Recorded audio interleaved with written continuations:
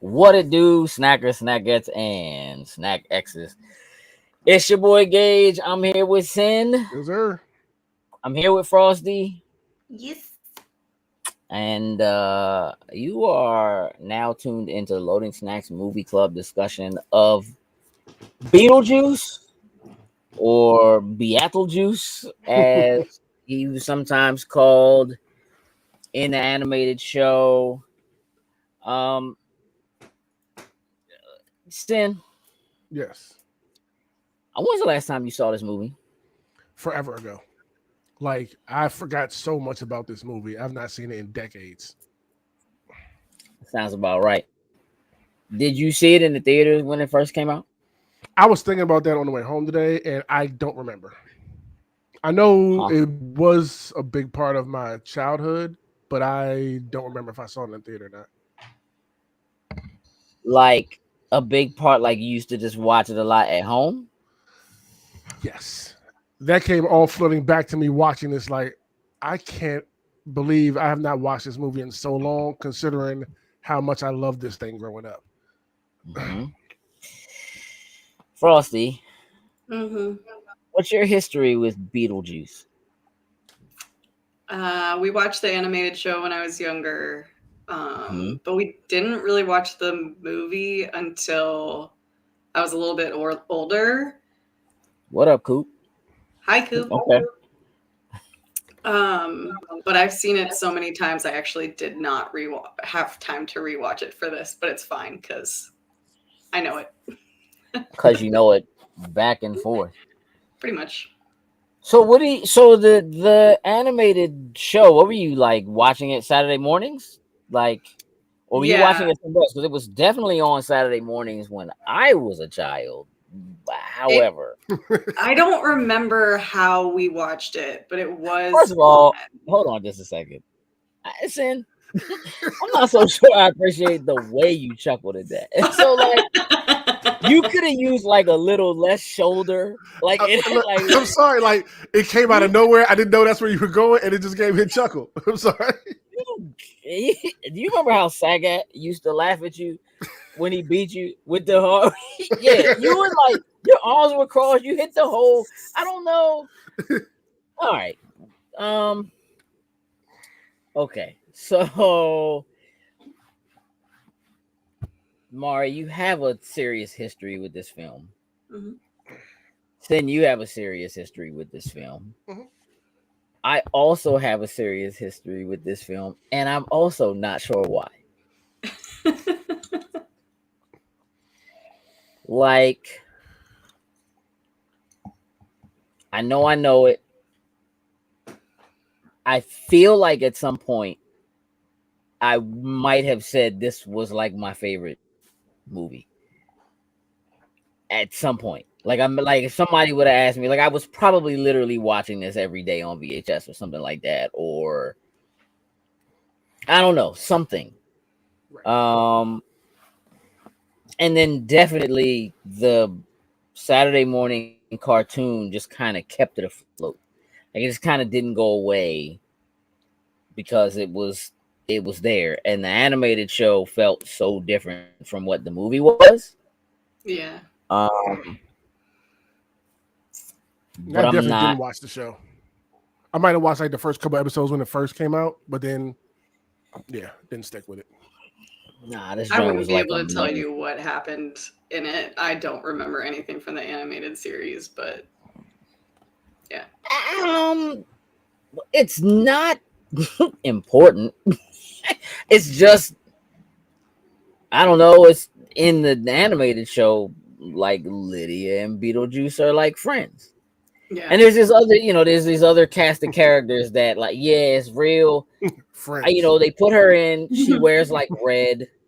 She has like a red outfit, which is like reminiscent of the wedding dress at the end of this joint. Like it's really kind of weird in retrospect, but that joint was hilarious for some reason. I want that poncho so badly. I love that the poncho. Spider poncho, the red spider poncho. Yeah. You can make one of those.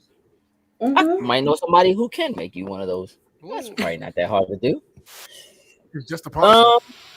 A doormat with a hole in the middle. You just it's pretty flat. It pretty much was. It's like a triangle. I said I need you on chat duty. Can you see the chat?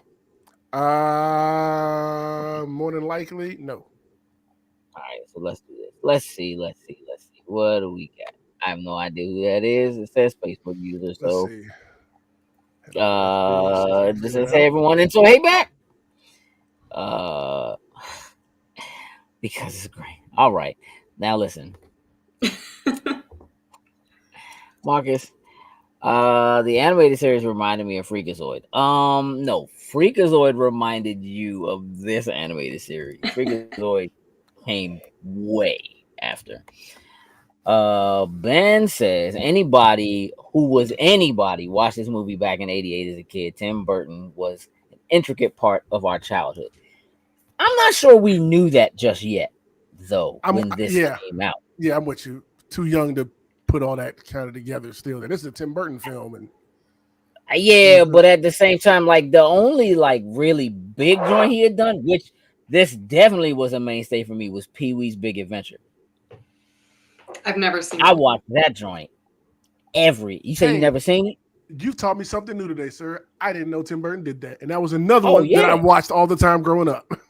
Bro, all I want you to do, Large Marge. That face dog? That's Tim Burton. Yeah.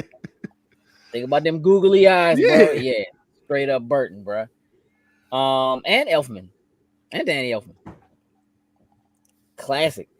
That's the pairing right there. Yeah, so look, a little bit of history, right, on this film, because in a lot of ways it is a prerequisite for, in my head, all Burton films are canon to one another. They're all in the same universe. Like there's a Burton universe and they all take place together. I can see somebody getting that off. Yeah, like if to structure it to pull it off. And Hamill said Pee-wee's Big Adventure was Burton's first ever joint. It was his first movie. He had directed like some like TV episodes and stuff like that. But yes, that was like his big movie. And on the strength of Pee-wee, so again, a little bit of history. On the strength of Pee-wee's Big Adventure and how well that movie did, Warner Brothers was paying Burton to work on the script for Batman. They were willing to pay to do that, but they weren't quite willing to greenlight it. So they ended up doing this instead. Okay. And then basically on the strength of this, you get Batman the following year in '89. So then I have to thank Beetlejuice a little more than because for giving us Batman. Yeah. Or you also get Keaton. Yeah. You also get Elfman, who is responsible for some of the most iconic Batman music, period. Right? So like this movie, I mean, look, Winona Ryder then goes on to do Edward Scissorhands with Tim Burton. You get your Johnny Depp, and then that kind of never ends. It kind of turns into a thing. And I'm positive that Edward Scissorhands and Beetlejuice and The Nightmare Before Christmas and like they're all in the same Batman '89. Yeah, Batman '89, definitely. Like somewhere in the background of a Batman joint, there's a small like table that has this town on it in the background. I can see like there'd be a Batman villains. You have Beetlejuice on one end, you got Edward Scissorhands on another end. and it just goes around the table of his Tim Burton's, villains or whatever. Hey, think about it. If they'd have let Tim Burton create the villains for Batman, Edward Scissorhands is in there, sir. Oh yeah. No two ways about it.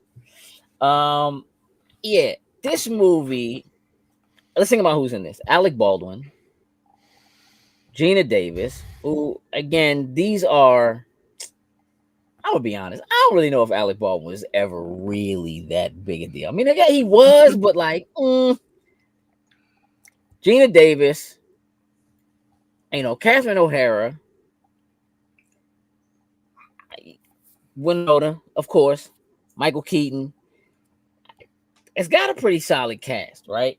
And they made this movie for like $15 million. And it pulled in like 85. Awesome back then. That's killer. And got an Academy Award for best makeup, dog. By my girl V Neal. You know what I'm saying? See, to a friend. I love her. It's like this movie, and we're gonna talk about the movie, but like,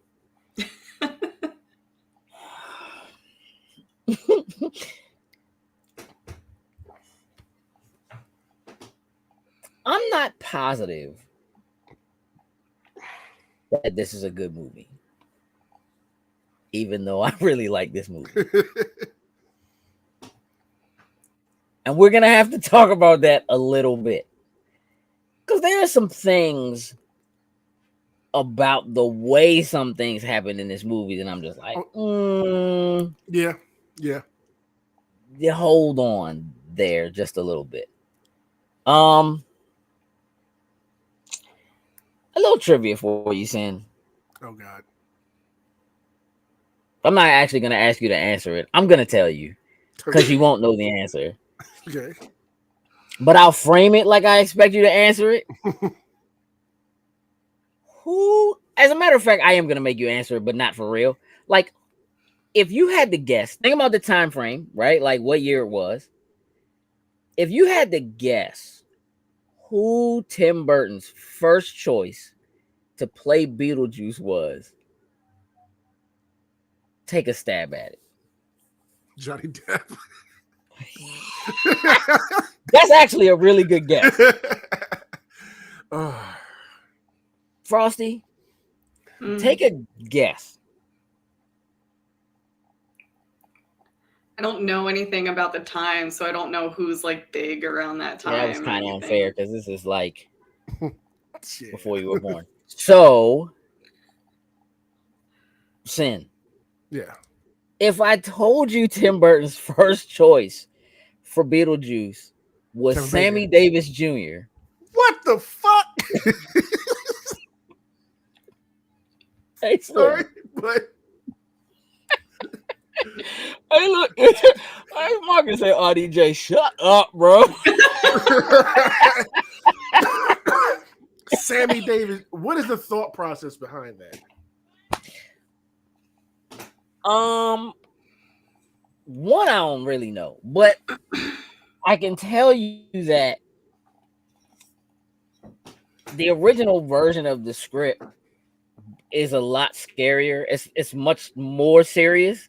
Okay. And Beetlejuice is far more murderous. It's much more horror, and Beetlejuice is far more murderous. Beetlejuice is like he's a winged demon that kind of looks like a short Arabic man. Because Beetlejuice as a name, like you probably seen, actually, if you look at the way it's spelled in the movie, where it's like Betelgeuse, like it's not spelled like the way the movie title is spelled, like the word beetle and then the word juice. It's a star. It's part of the formation of Orion. And so it's a constellation basically. And a demon. And it basically means like the right hand of Orion or something like that. And Beetlejuice as a name is part of a mistranslation. When they try to translate it over to English, the BE part was done wrong, whatever. So like when they originally wrote the script, it kind of had some of that Arabic / Jewish / whatever. And Sammy Davis is Jewish. I don't know, dog. Like, listen, I'm pulling this here. I don't know. I see you trying to get there. But like, I would have never guessed that. I do think it's kind of cool to go through. I'm gonna read you the list of names of the people who tried out for Lydia's part. Okay. Because it's a pretty solid list. So they auditioned Sarah Jessica Parker, Brooke Shields, Lori Loughlin, who, to be honest, I only know is Aunt Becky from Full House, Diane Lane, Justine Bateman, Molly Ringwald, Juliette Lewis, and Jennifer Connelly. And the runner-up for it was Alyssa Milano. Oh, okay. It's a lot of names. Yeah. Like, for the most part, there's some things. There's a couple of, Lori Loughlin had some serious legal troubles relatively recently, but that's a different, let me throw some love up there because, again, this just says Facebook user. I don't know who you are, but we love you back. And figure out who that is. I'll appreciate that. Kristen. Hey, Kristen. Let's talk about the plot of this movie, shall we? I completely forgot the plot until I was watching it. Really? All right. So this is what I want to know. Before you watch this, what did you think this movie was about? Beetlejuice. I literally did not remember. Like, it's really not. Like, he has it's not. That was one of the things that going into it that I realized he's not in this movie hardly at all for it to be named after him. Not really. Huh. Thought that was interesting. Not really. But no, I completely forgot. As I was watching it, I'm like, oh, that's right. It was they had the house or whatever. Didn't they die? Then I watched it okay, yeah. Then they're and then once it got them living in the house, I was like, I forgot all this. Hold up, what is okay? It's coming back to me slowly. So it was like watching it new all over again for me, kind of. Because I've watched it in 30 years or more, easily. Probably more. Yeah. You're pretty old. Wow. Payback from earlier. That's all good though. All right. A little bit, bro. I'm not done yet. Just be quiet. We're already beefing. Let's not bring it to the movie club. That has nothing to do with me. I don't know what you're talking about. What are we beefing about? Oh, I got it. You're too drunk to remember. That's what it is. Okay. So continue. There it is. That's what it is. There it is. Wow. Sooner than later. So, all right. The Maitlands, right? This just so sweet, little happy-go-lucky, super happy Connecticut couple in their little small town with their very expensive model house. That for some reason, again, this story has some weird things in it, but it is Burton. Yeah. They are just having a day, going on vacation, so happy that they're having a staycation. So glad we decided to stay home. We can do stuff around the house. This is going to be great. They are the happiest people in a movie. They are. It's so sweet. And then this woman shows up who they are hiding from. And this woman's just let me sell your house, dog. What? She was annoying. She just shows up. I got somebody to pay. Now, mind you, in 1988, $250,000 for your house in Connecticut is run it up. Come on, bro. You know what I'm saying? Yeah. We talking $750,000 or something like that. You are living good. Yeah, this ain't no slight. They just no, no. It's our dream home. We're happy. We're not going anywhere. Get rid of her. And Look, when Shorty came around to the other window that was already closed and was just waiting there, I'm like, Slim, I'm about to catch a case. You can't do that. She done got shot through that window, bro. She done got shot through that window. I'm talking about who's that peeping in my window? Wow. Nobody. What are you doing? What are you doing? Get out of my window, bro. He went to the basement to hide from her. Like, this is what I want to say. Like, so this. How does she know he was in the basement? First of all, they be running from this lady on the regular because they was like, it's your turn. Like, yo, if you don't just tell this lady not to ever come back, bruh, get a trespass against this lady and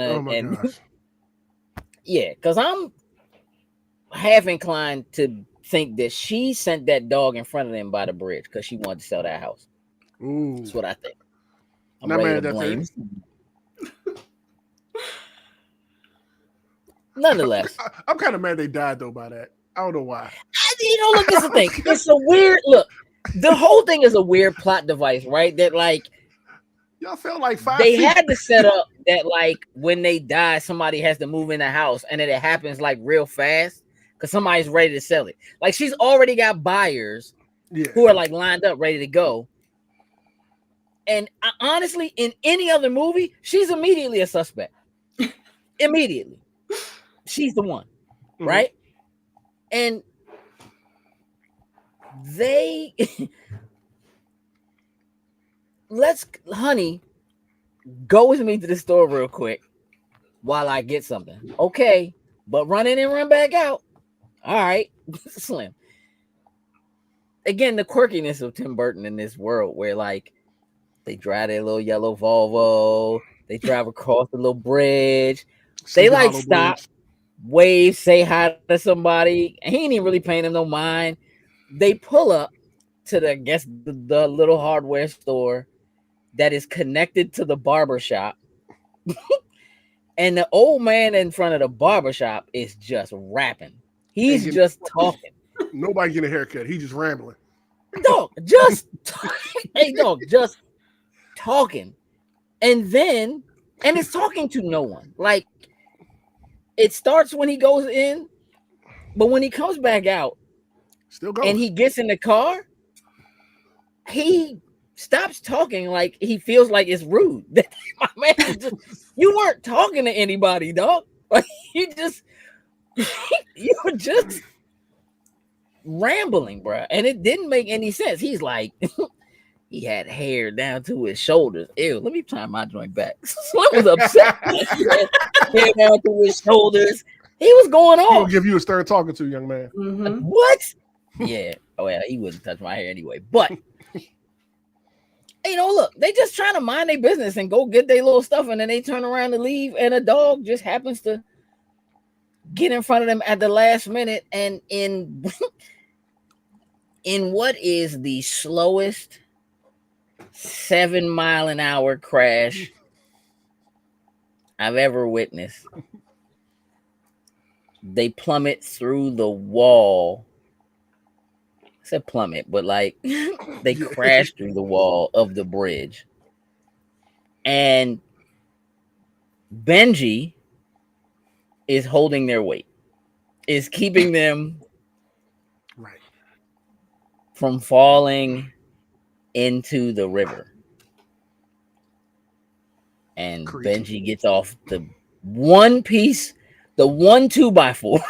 Benji is standing on a 2x4 and gets off the 2x4. They go top down into the river. Now, I will say this. Apparently, in the original script, that scene is like way worse. Like she falls. When they go over, she breaks her arm. They struggle and can't breathe and like drown. Like it's a whole thing, and they cut all that out, right? Like they didn't film it, but that's what's in the actual script originally. Which is why, if you remember, like when they get to the house or when they kind of show up at the house, she's complaining that like her arm is cold. She's like something about her arm, and it is apparently because in the original script she's supposed to break her arm when that happens. Okay. Nonetheless, they go from being upside down in the river, blank screen comes back, they're walking in the house, soaking wet. And the first thing she says is, that fire wasn't lit when we left. And how long has it been? It's been some time, right? Because they didn't just... Yeah. I don't know how long it's been, but it's been some time. Yeah. Because I think it's the following day. Days, something like that. Few days, few weeks, something like that. Long enough for there to have been a funeral. Yeah. Because the lady who sold their house pulls up to the house and they're in black, like they came from the funeral, like they came from the service. So they don't... Here's one of the things I like. I do like the idea that they don't know they're dead right away. It's not a brand new concept, but I like, the way it is kind of set up, and how he kind of immediately says to her, like, hold on, walk this back, because do you remember how we got back to the house? You know what I mean? Like, logically, they start to kind of like piece things together. Yeah. And then they find the manual, the book, the handbook for the recently deceased. The recently diseased and deceased. My man's a little upset because he's trying to read that joint. And it's like, these are like instructions for how to build a motorcycle or something. Yeah. These are not instructions that like make any sense. So they are still kind of slowly piecing it together that they are in fact ghosts, and asking like what I feel like are the right kind of questions. How do we get back to the house? Where is everybody else? How come? You know what I mean? Yeah. And like, I actually can appreciate that as they're having what feels like a logical conversation about the situation they're in, and she's like, where's everybody else? How come it's just you and me? And he's like, maybe this is heaven, which I thought was just kind of like a really, really dope answer from him to her about like, I'm good. It's me and you. I'm good with it, which I thought was actually really sweet. And kind of goes under the radar because she's trying to clean, and she's like, yo, if this was heaven, all this dust would not be here. Like, it could not be all this dust. So she's kind of like, am I stuck in your heaven where it's dirty? Because this ain't working for me. And they kind of... We need to talk about the sandworms. We need to talk about leaving the house for a second. Mari, what kind of extra dimensional ever after are they in where if you open the door to that, they can stick their heads out the windows? It's not a problem. But if they walk out the door, they fall into the sand, like yellow sand, and there's a sandworm, which appears to be dangerous. They're on Saturn. Yes, technically, yes. They are on Saturn with the sandworm. Which, by the way, she rides that joint like a dragon. like freaking a trail riding Falcor at the end of freaking the Never Ending Story. She comes in riding that joint right in the Beetlejuice head. I know when they first showed that, I was like, oh God, this looks horrible. So let me tell you how.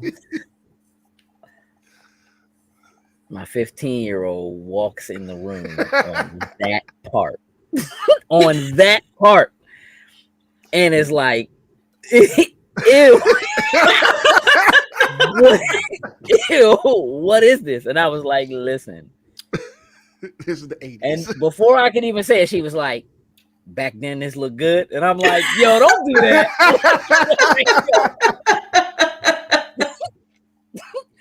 Don't do that. I think it was scary. Kind of. Like, I do know the part at the end where he like turns into like the snake. I know that part was scary. Like when we were younger. That was scary. Yeah. But like, I don't remember the sandworms being scary. It looks so bad. Yes. Like the green screen, blue screen. It is. And that is consistent. Again, yeah. They did this movie for $15 million. And that is like all of the stop motion, special effects, stunt professionals, because somebody definitely gets rocked down the stairs.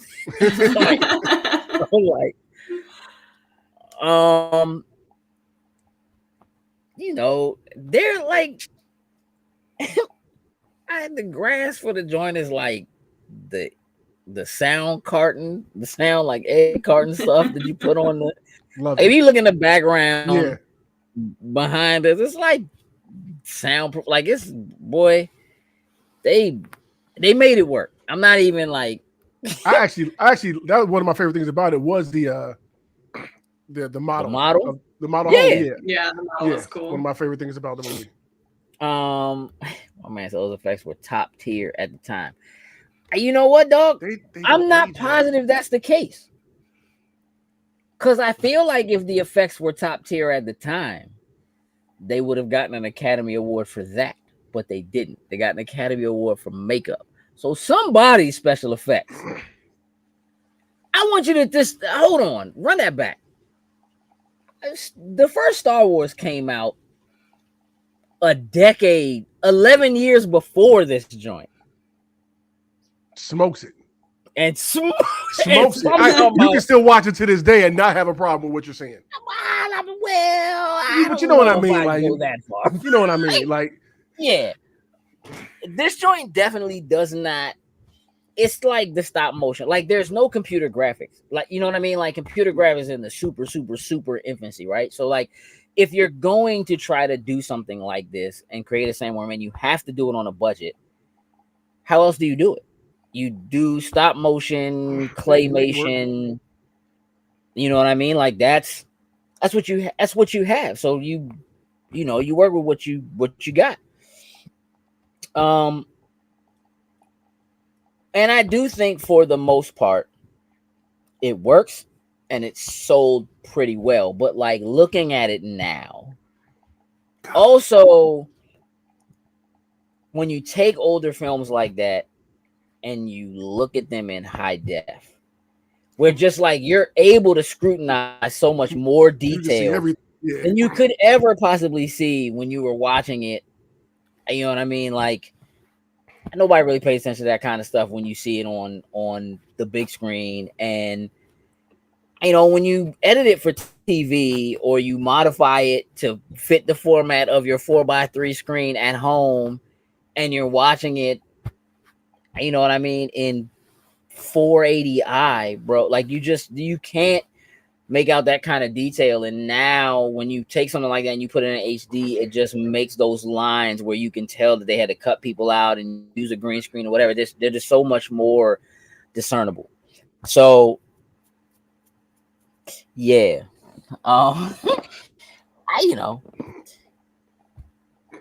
nonetheless,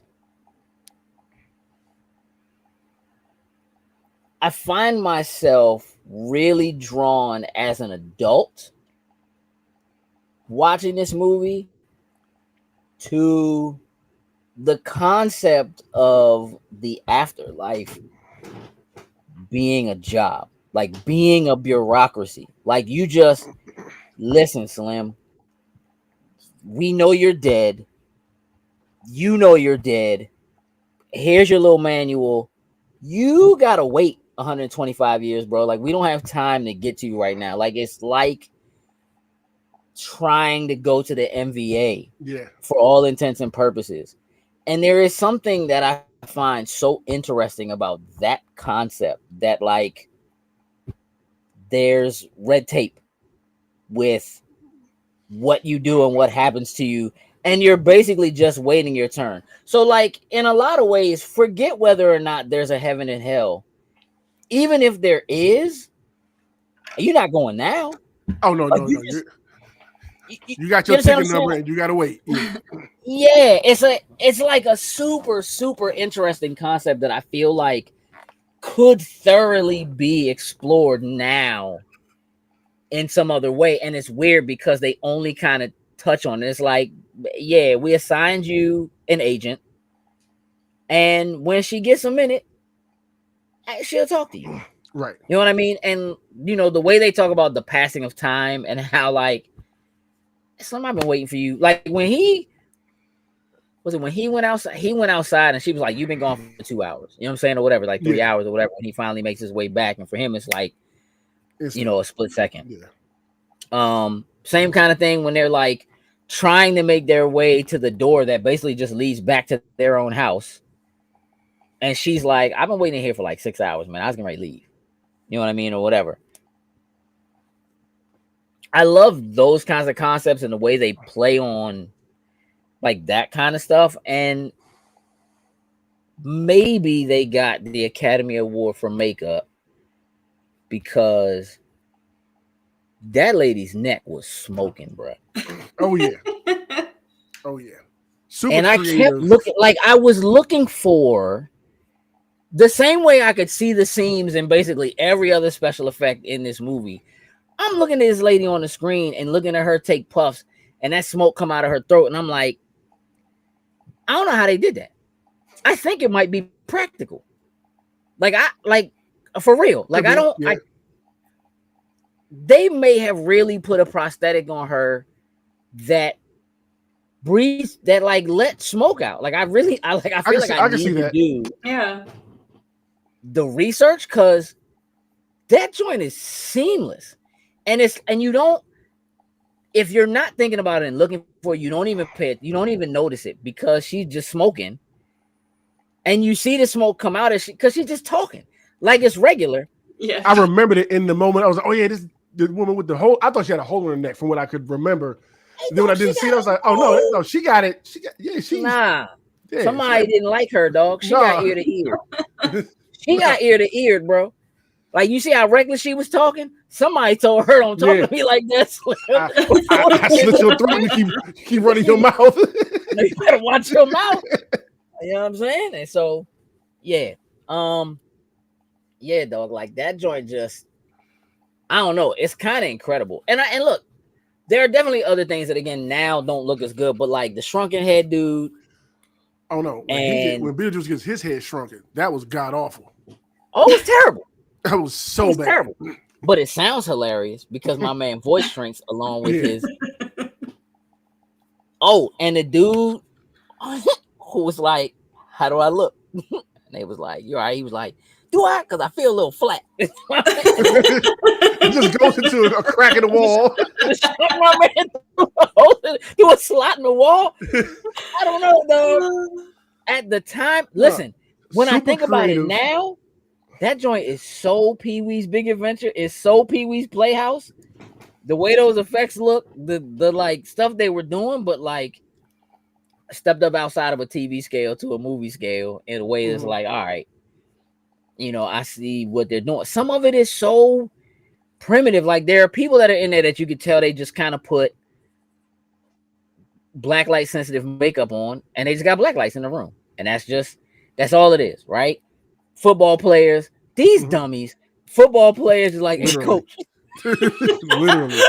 I don't think we made it. Hey, coach, where's the men's room? Hey, dog, I don't think you need that joint. Yeah. I don't think you passed this at that point. She's trying to have a conversation with them, and these dudes is just like, they having a huddle, bro. Like, playing a bunch of them. They like, coach, She's like, I'm not your coach. He survived. Like, oh,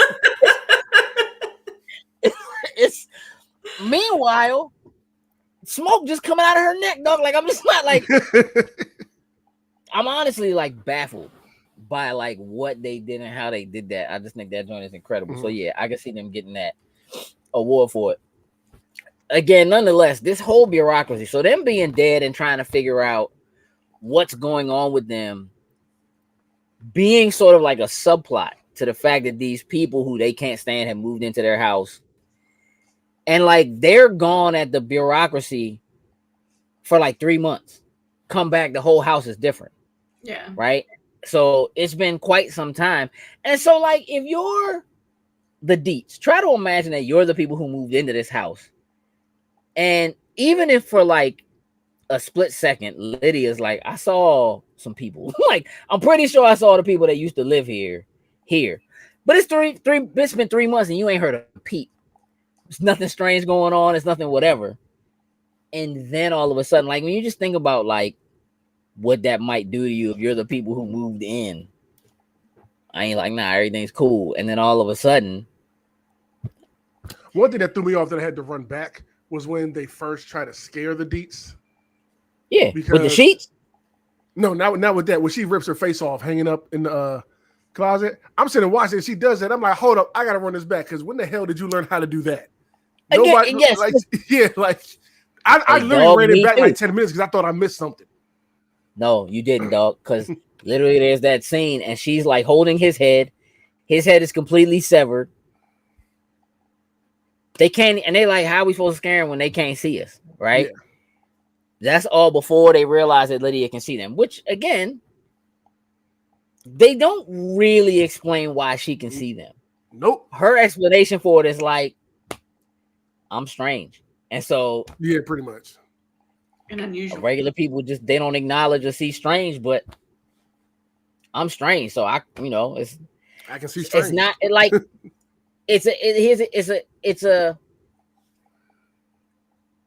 I'm almost positive that I assumed, thinking back to having originally watched it, that like she was able to see them because she had some like innate supernatural or some, you know what I mean? Like she just goth. That's it. That's the reason. Yep. She can see ghosts because she's goth. And I want you to realize that, like, real talk, Lydia Deetz is, I'm pretty positive, the first mainstream, like the first time people saw the goth subculture. Mm-hmm. Like in terms of the mainstream. Like it wasn't a thing. Like at all. Winona Ryder partially became who Winona Ryder is because she basically introduced goth to the world through that role, and then sort of again in Edward Scissorhands, but Edward Scissorhands is like King Goth. Yeah. Not the Goth King, King Goth. King Goth. Not the same. Just want you to know. And so, like, at the time,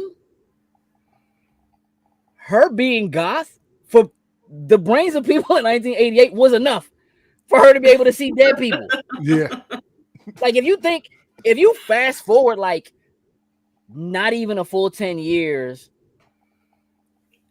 yeah, maybe a little further than that, like, to M. Night Shyamalan and I See Dead People, and, like, what that is compared to what this is, she was the Craft. Like, before the Craft.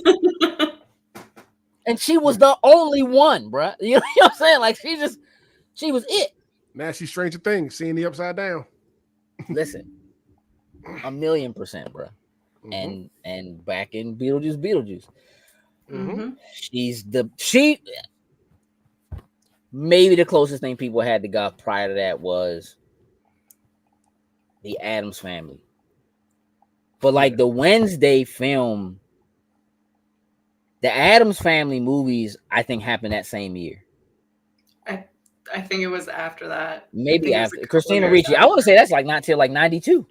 Matter of fact. So like, even like this, she is the first iteration of it, I think, in modern times. 91. So 91. Okay. So another 3 years, right, before that becomes a thing. And you got to imagine they're filming this in like 86, 87. Yeah. For it to come out in 89. I mean, 88. So, yeah, it's an interesting thing that they're just like, how come you can see us? Strange. That's the answer. Yep. And you know what? Totally acceptable. Because it's like you just look at her and her behavior, and you think to yourself, like it totally makes sense that she can see them. Like you don't even question it. Yeah, not really. Yeah. Like you question it for about as long as they question it. And then once they get an answer, you just like, all right, cool. All right, that makes sense. That's something when I was watching the whole Goth, I was like, I know why you can see them. Yeah, like it's just the 80s. Clearly you're in tune. Yes. But like they couldn't say, I don't know, dog. Just like, I'm strange. So yeah, I can see you. The fact that the entire plot of this movie is that these people who died and are now forced to haunt this house, which again is another thing that, like, if you think about regular tropes in horror movies or whatever, and like oh, these people are haunting house. Hold on. It says true about Ryder. Did Mallrats have a goth person? I don't think so. I don't think Mallrats had a goth person. Another one I haven't seen. That was Cuddy. It like, even if you think about the teen movies that came following that era, like the Brat Pack movies, Ali Sheedy was a weirdo, but she wasn't goth. You know what? She may have been like on her way to goth, but she's not goth. Like she's not like all black, decked out, pale. She kind of was in Breakfast Club. Maybe a little, but like, wasn't like, yeah, it's nowhere near as pronounced, I'll say. Yeah. You know what I mean? Yeah. So like this idea that this house is haunted, not because they're like, there's always the idea that like, no, the house is haunted because these people don't want people living in their house. But you don't think about it from the perspective of like they don't have a choice because they can't go anywhere else. Like they are stuck there for a certain period of time, so they can't go anywhere else, and they hate your design aesthetic. So like this ain't gonna work for me. Like you know what I mean? Like you never really think about something like that as a reason why. That's not that I don't like you or that but you can't. We worked hard on this. But y'all trash at designing and decorating. I can't stand it in my house. Hey Slim, they painted like they painted the railings like silver. That house looked night and day from where we are in the beginning to what did they do to it. It is completely not. Even the outside stuff they were adding to it, like they was just all over the place. It's hideous, bro. Like it's hideous.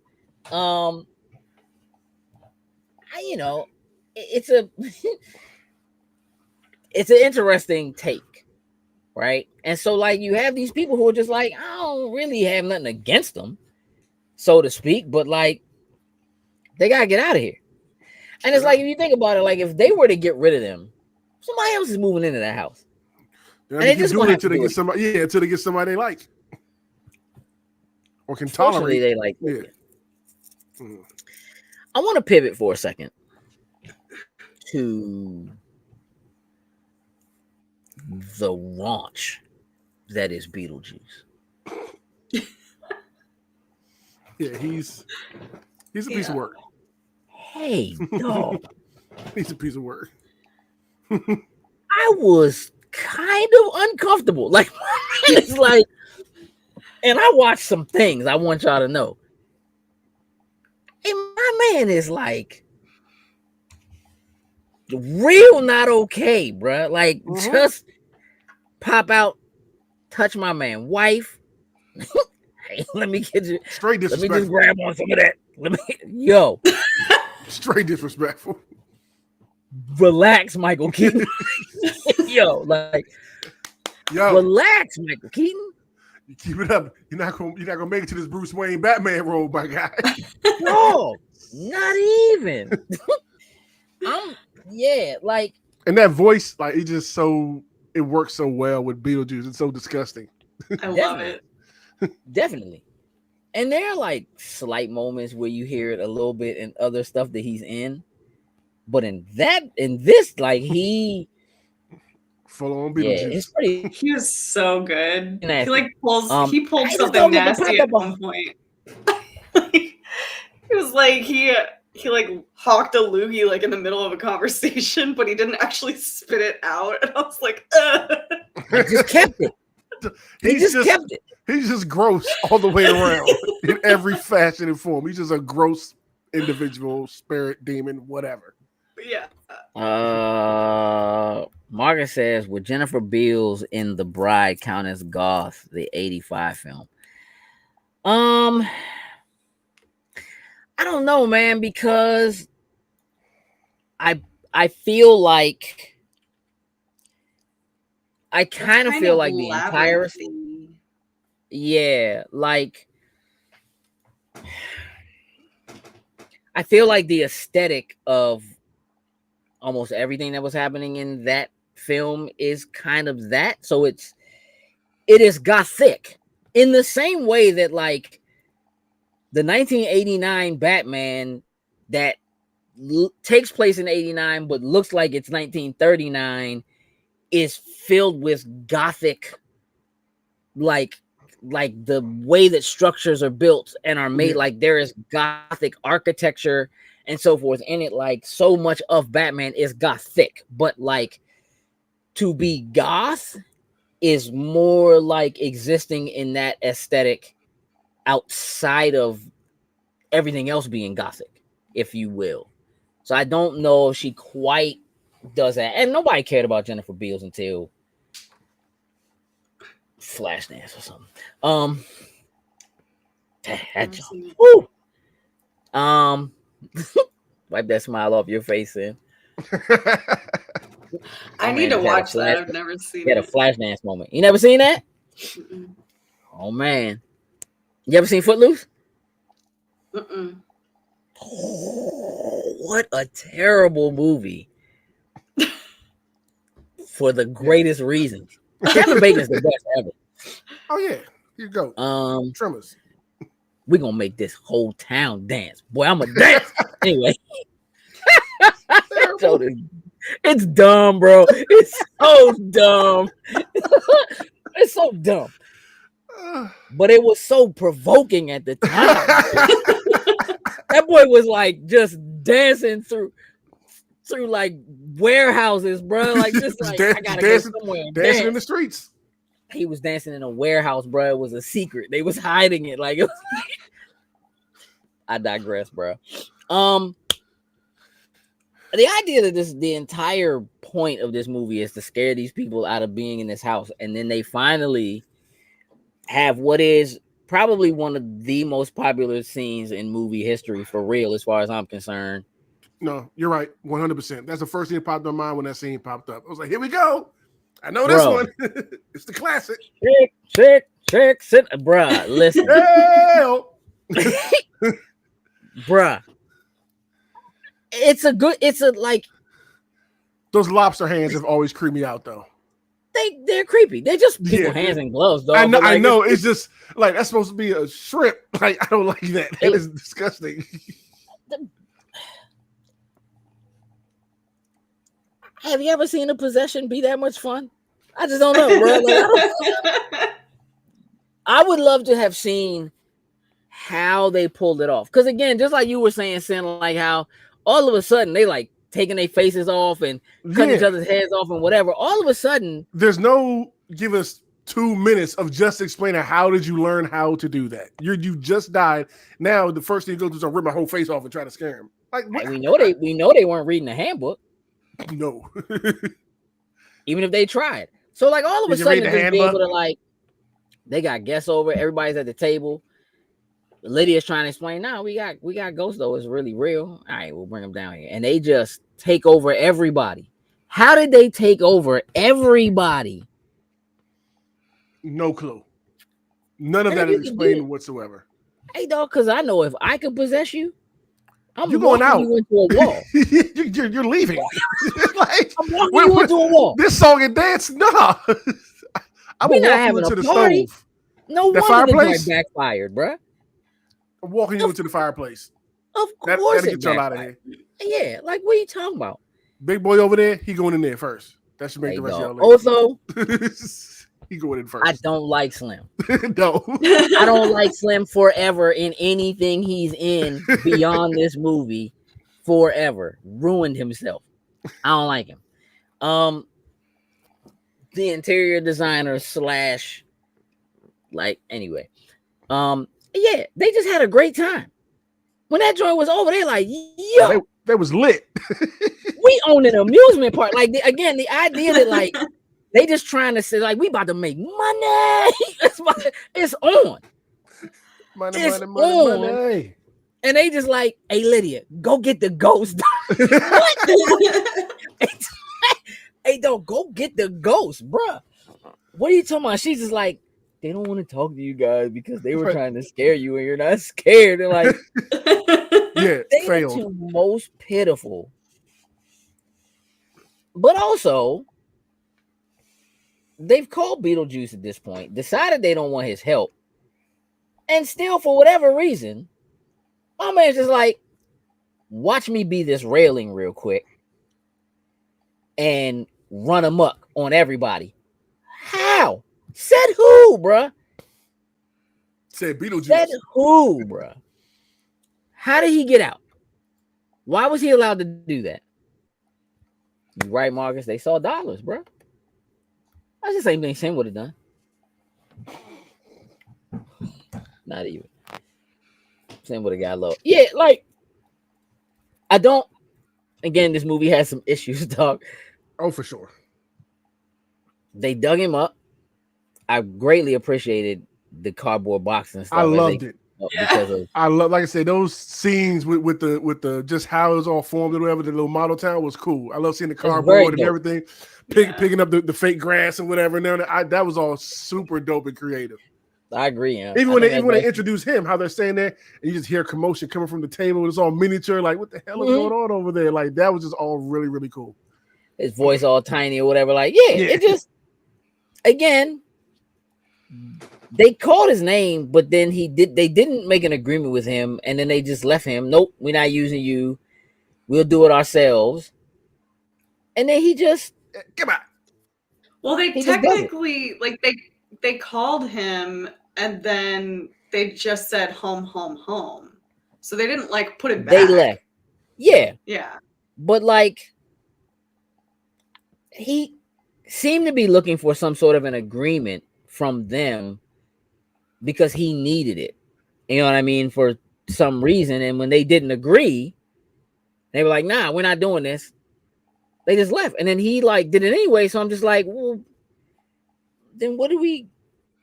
It like, for me, it's like, well, if he's just free, then he's just free. Which again, in the original version of the script, apparently like once they let him out, he just terrorizes. Like he just, yeah. Basically. Yes. Say it again. So yeah, like again, there's some rewrites and some things they fix or whatever, but and she just jumps in and says his name again and sends him away. And that's it. That's all you do. So all right, cool. And then I kind of appreciate him trying to trick Lydia into saying his name, but he can't say it.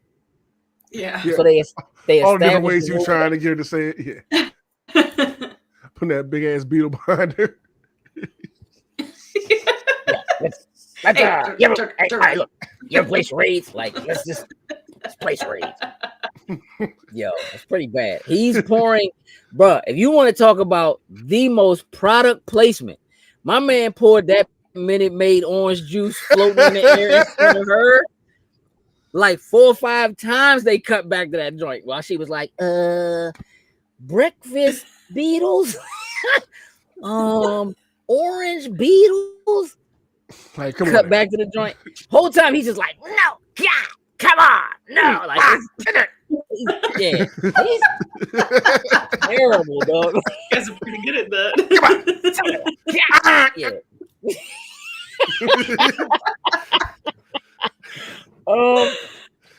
Hey, dog, and then he immediately tries to get that thing, bro. He tried to pet that dog. I bet that dog. He wastes no time. Hey, dog. That man said, "We getting married tonight." I'm trying to pet that dog. I pet that dog. Hey, don't listen.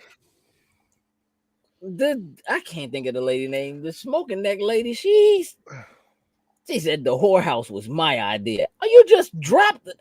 Listen, let me tell you how his wife was so mad at him. How could you put that in the? Like, it's a model of the town. Right, like, where was the that? town doesn't have one. Straight up.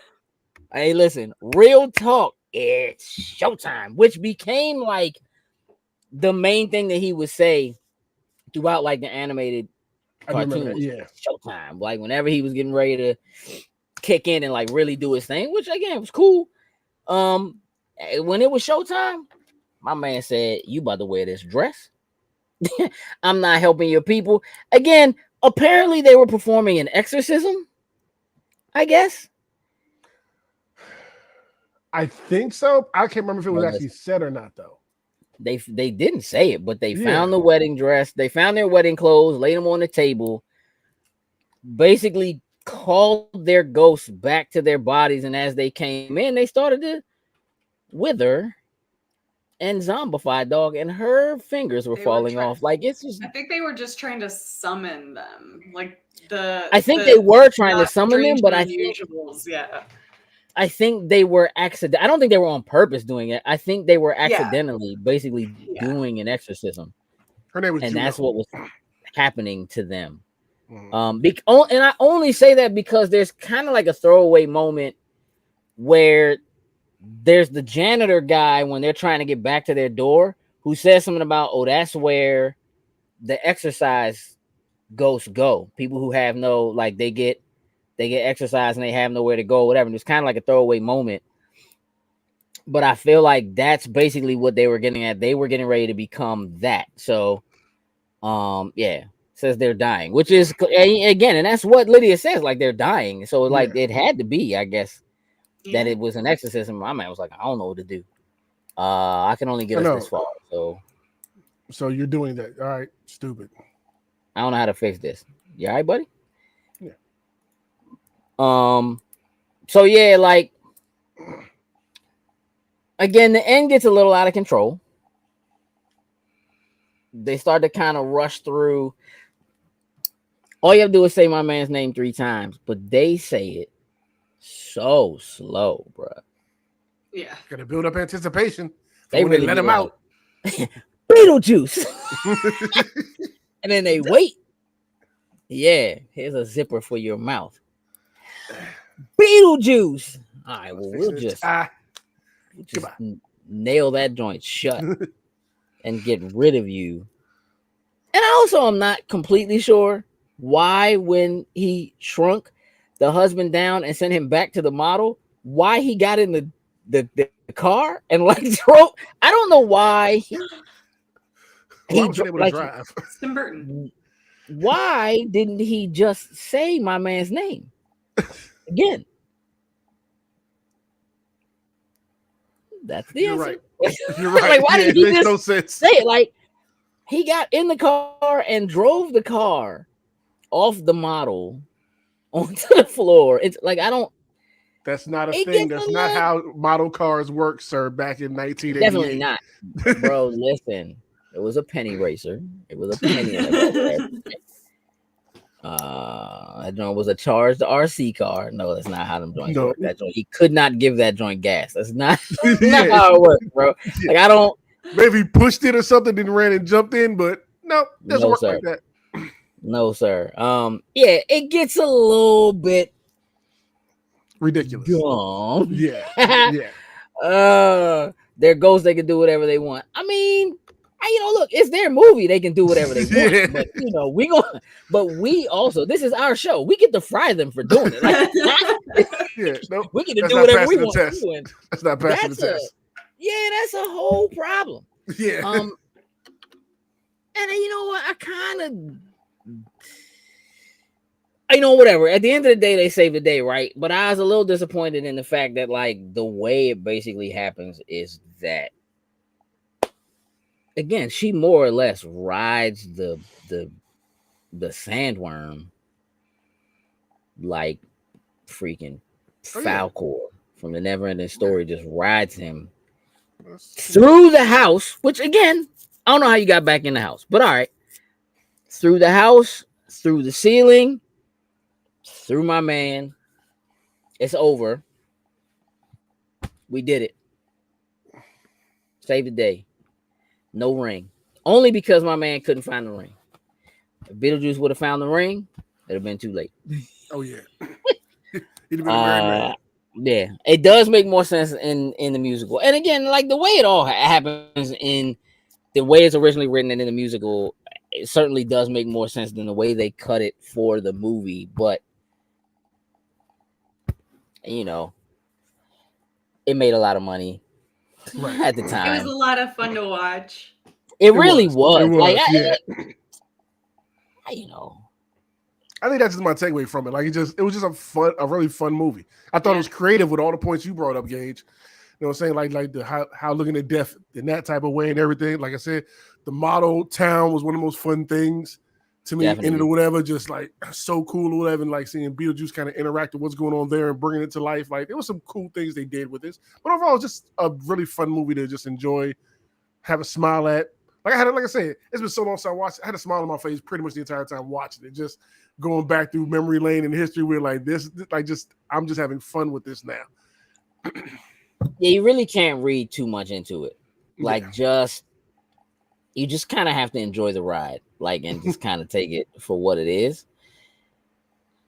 Frosty, what's your score for this film?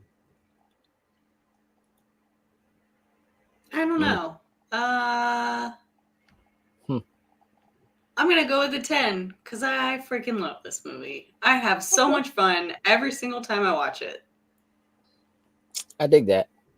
Even though you couldn't dig up the time to watch it this time, you know it well enough to not have to do it. So clearly, you know what I mean? Like you know what I mean? Sin? Mm-hmm. Yeah.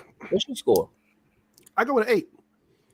Like for something that came out in 1988, yeah, I'm not going to credit so much on the special effects and stuff like that. It came out a long time ago. It was incredible at the time. Right. It was just a really fun movie to just enjoy and watch. Like that's it. I give it a solid 8. Yeah. Firewolf asked, did any of you know that it was originally going to be a serious horror film? Yeah, we actually talked about that a little bit at the very beginning. That it just, here's the thing. I think this was the right direction for the film. This made it a pop culture like thing and phenomenon. Yeah, doing it this way. Yeah. Not that Nightmare on Elm Street wasn't a pop culture thing. Mm-hmm. Or Friday the 13th wasn't a pop culture thing. I could certainly see a world where it's Freddy, Jason, and Beetlejuice. You know what I mean? Along with like Hellraiser and Pumpkinhead and whatever. Like there's definitely, but I honestly believe that Beetlejuice would have been more like Leprechaun or Wishmaster. So I feel like that's probably where it would have ended up being. He'd have fallen into that category. Ugh. Yeah. Nana says 8.5. Hey. I dig it. Hey, listen, we just glad you came.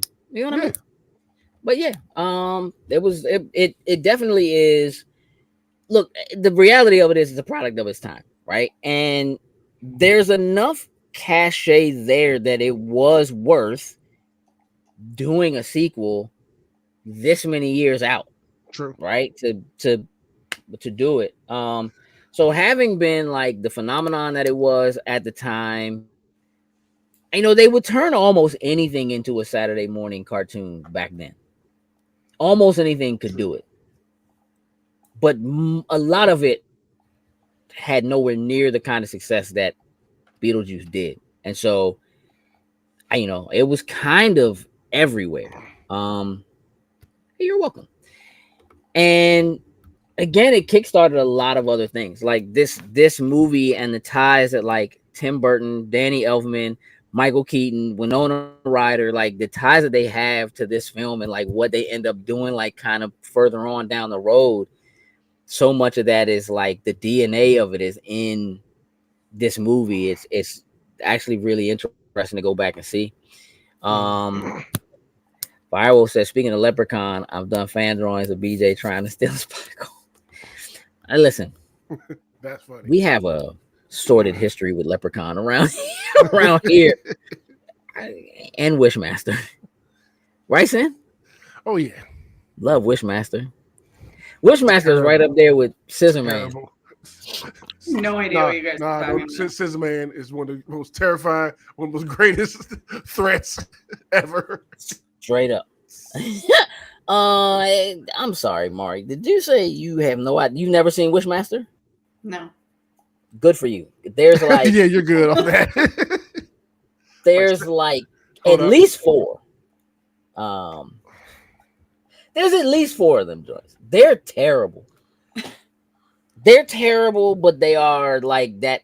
They're basically based on that premise of be careful what you wish for. So like when you make a wish with the Wishmaster, there's always a bad side to it. They're bad. I only saw one of them in the theater. That wasn't my fault. Oh, so they're up to at least 5 of them. See? I mean, like Leprechaun. There's a bunch of those too. Oh, yeah. Like 16 of those probably. Yes, that like Wishmasters and Leprechauns they're kind of like the Land Before Times of horror movies. So there's a bunch of Land Before Times. Oh man, oh nah. The first 3 Puppet Masters weren't that bad. I don't know, dog. You know what, Marcus? Here's where we cut you off. I think we've had enough. And what that tells me is in the hood. Exactly. Which was around Tales from the Hood. It's real bad. Listen, I think I said it about an 8 for Beetlejuice. I really enjoy it. I think it's a really good movie. I love a lot of what they were doing in terms of what the ideas around the afterlife and just kind of how that works and why somebody might be haunting and doing all that kind of stuff. And the long and short of it, like you were both saying, like I smiled, I chuckled, I laughed out loud, and I most definitely sang along in the middle of the night. Oh yeah, sure did. Sure did. I was it's having infectious. You can't help it. Time. Yeah. So yeah. Look, I want to thank everybody for hanging out with us tonight. We'll be back tomorrow for our regular live show, Lotus Snacks Weekly, so we can talk about all the pop culture stuff that's going on. Lots of video game news. Tokyo Game Show just happened, and there's all kinds of stuff to talk about all the time because pop culture never stops. I want to thank Frosty for joining me, and I want to thank Sin for joining me. Again, I want to thank all of you who are in the chat for joining us here. We're probably gonna have some slightly interesting news tomorrow, and we have a special guest coming tomorrow night. Late into the show, around 9:30, but we are having a special guest on tomorrow night to talk about a project that they're working on, a Kickstarter they have coming. So make sure you tune in for that. I think that's it. Can we wrap it up, Frosty? Yeah, I think so. Frosty says we can do it. We can do it. We're out.